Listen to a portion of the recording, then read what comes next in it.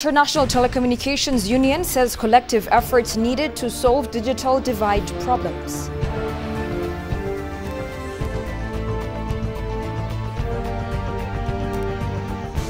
And Kenya and Congo abolish visa restrictions to enhance trade opportunities.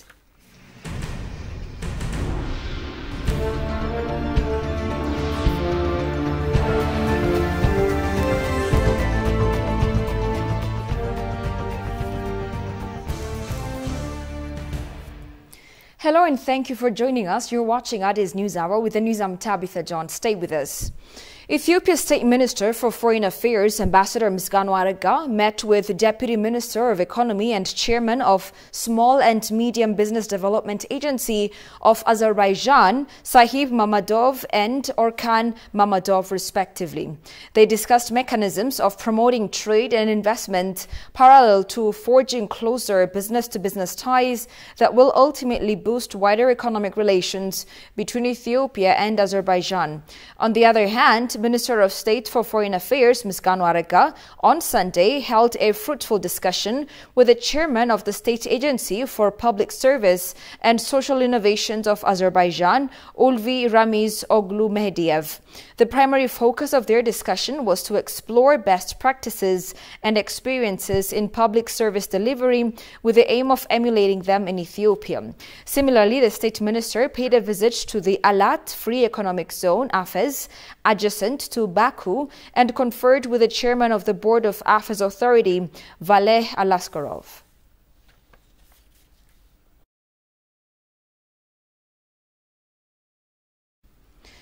The International Telecommunications Union said digital divide problems can be addressed by coming together from multiple telecommunications, government and private stakeholders, and also partners.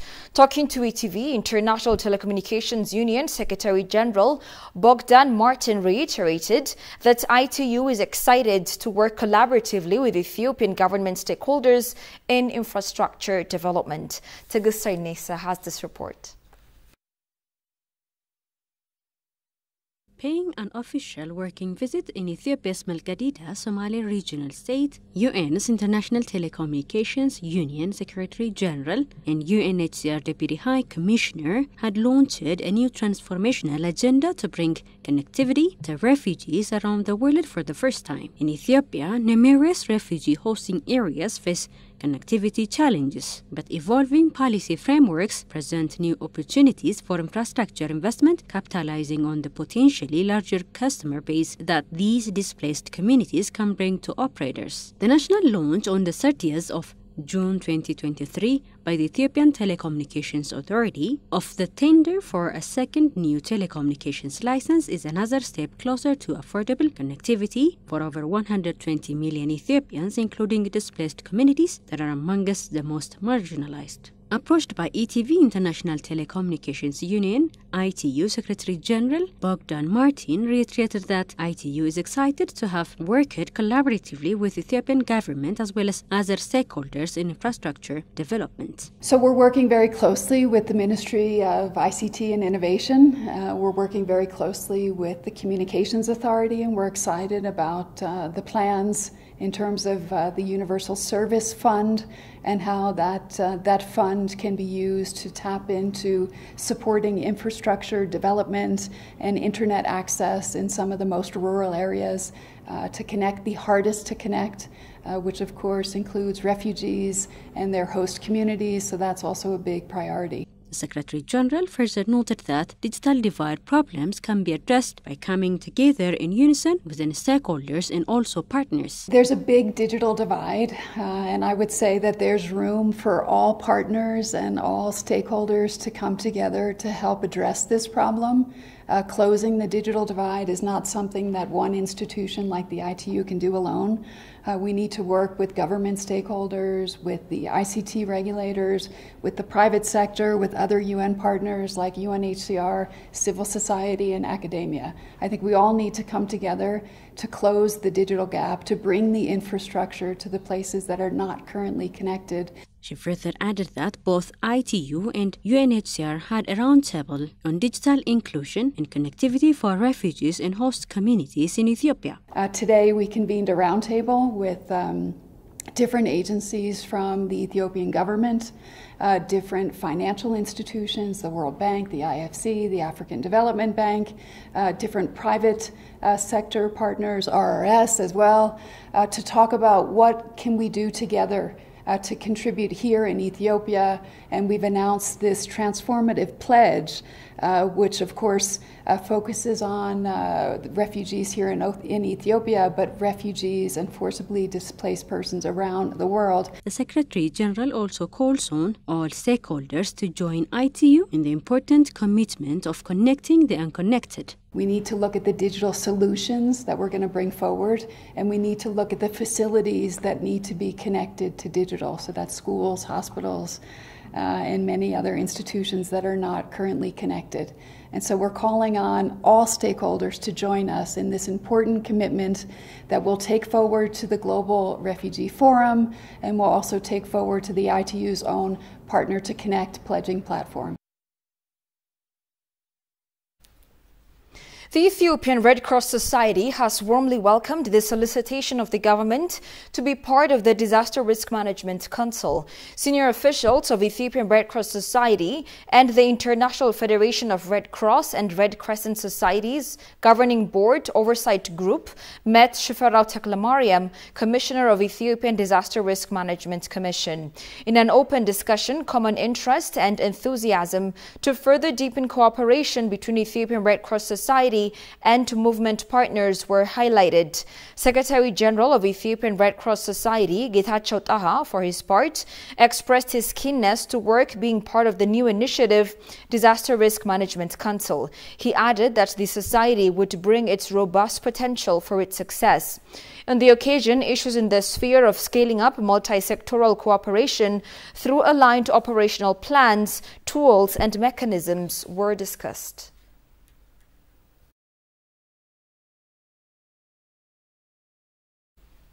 Former Prime Minister of Ethiopia, Hailemariam Desalegn, said the government of Ethiopia needs to strengthen advocacy and diplomacy to expand the exemplary Green Legacy Initiative to African countries.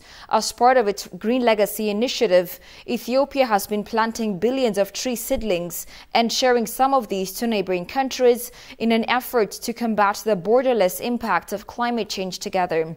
Although the initiative has been admired by countries and regional institutions, the support to expand the good experience looks limited in the continent.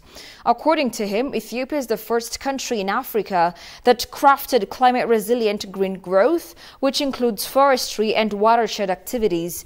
The country has been undertaking tree seedling plantation programs and integrated watershed management systems to protect the environment from the impacts of climate change.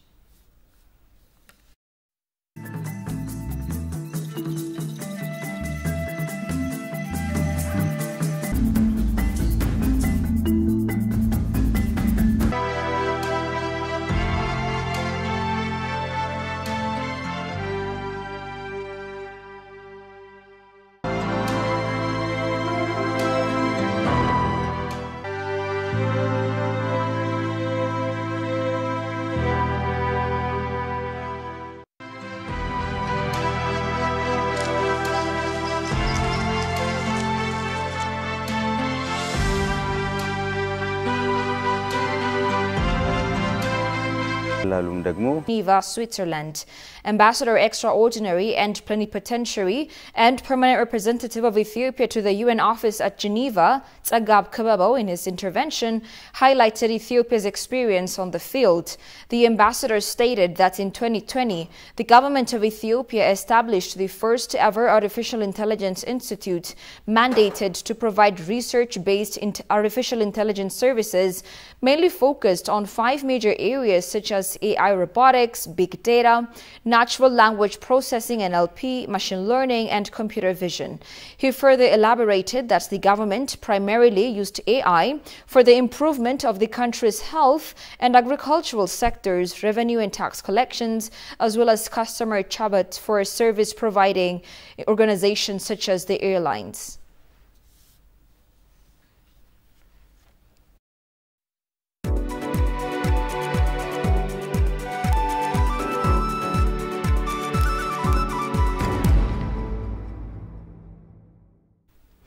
In business news, Akshay J Oil, an Indian company engaged in avocado oil production in Jimma Industrial Park, is building a factory with an outlay of $17 million to produce solid and liquid compost from waste products, according to Industrial Park manager. Jimma Industrial Park manager Tesfaye Likisa told ENA that Akshay J Oil Company has taken 4 hectares of land and is undertaking construction work as part of expanding its investment. The factory is also expected to be completed in 5 months, he said, adding that it will be utilized for incoming investors, playing a crucial role in protecting the environment.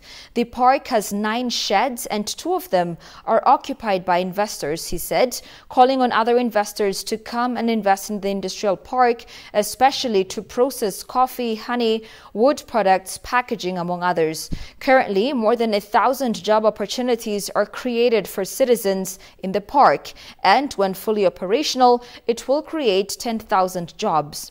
So far, the Jimma Industrial Park has created market linkage for 15,000 farmers.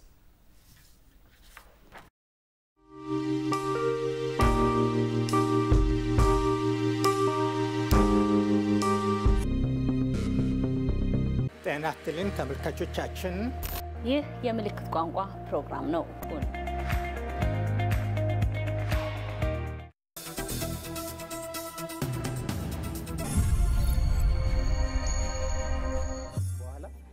ያንን መነሻ አድርገን የተለያዩ ጥናታዊ ጽሁፎችን ካሰባሰብን በኋላ ነው ወደ ለውጥ ይሄር ነው።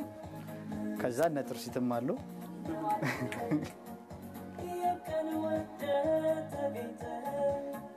እናመሰግናለን። አሁን ደግሞ የምንገኘው በኤፍኤም 97.1 ስቱዲዮ ውስጥ ነው። ካንጋፋ እስከ ወጣት የተቋሙ ሰራተኞች እዚህ ይገኛሉ። የኤፍኤም ሬዲዮአችን ማለት ነው። እንዲሁም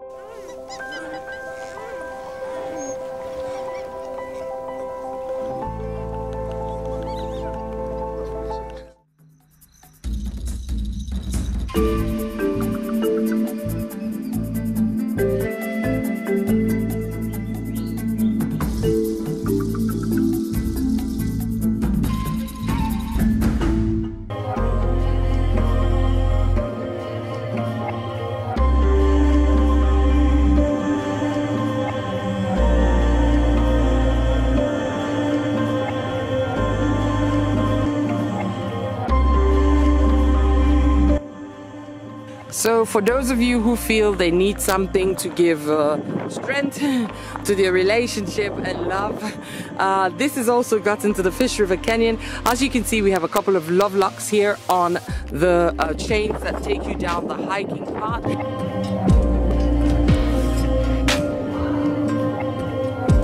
On this episode of Across All Borders Going South, it's all about the long road south. A trip to Fish River Canyon, Namibia, the world's 2nd largest canyon. If you put in Google Map Windhoek to Hobus Camp, which is one of the lodges close to the Fish River Canyon, you will see immediately that it is about 644 kilometers, or if you started from Luderitz, it's 419 kilometers to the Hobus Camp. The Fish River Canyon is the 2nd largest canyon in the world after the Grand Canyon. It commences at Seeheim at the lowest course of the river. The canyon is 161 kilometers long, 27 kilometers wide, and up to 550 meters deep. About the campsite or the Hobus accommodation and campsite offers different types of stays. So you've got lodges, and they've even got a pool for the rooms, and you've got the campsite.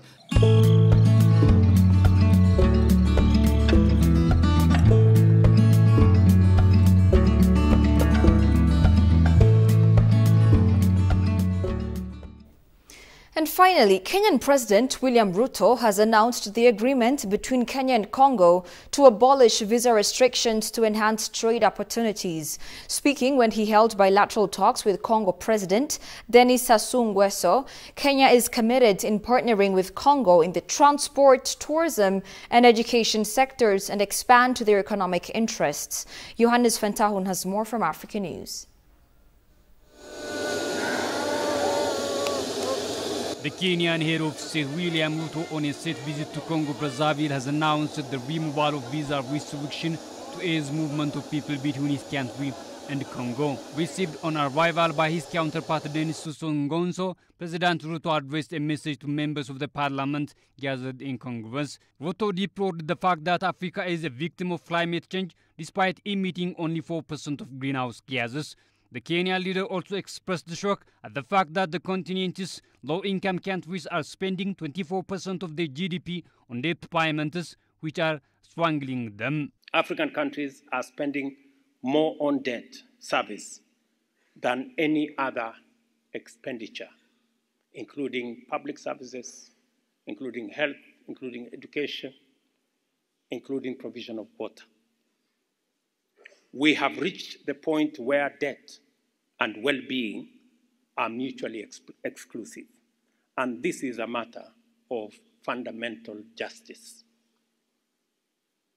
These economic and financial challenges associated with climate change keep pushing African governments into greater macroeconomic instability and closer to debt distress. Low and middle-income countries are now contending with a conditional fiscal burden of trying to recover from increasingly frequent and high-cost climate crisis. To facilitate the movement of people and goods, William Ruto announced the abolition of visas between Congo and his country. We have already made the decision as the government of Kenya that for you people from Congo, Brazzaville, from tomorrow, you will not need any visa to come to Kenya. It is part of the reason that we'll begin to increase trade between our countries. When people move, ideas move. Relationships are built. Business is built. Enterprise is built. Trade is built. And that is what we must do. One agreement was signed to this effect and 17 others in various fields: agriculture, livestock, environment and tourism, mining industries and geology, diplomatic training, promotion of cooperatives, among others. You're watching Addis News Hour. Here's a quick reminder of the stories making headlines. The International Telecommunications Union says collective efforts needed to solve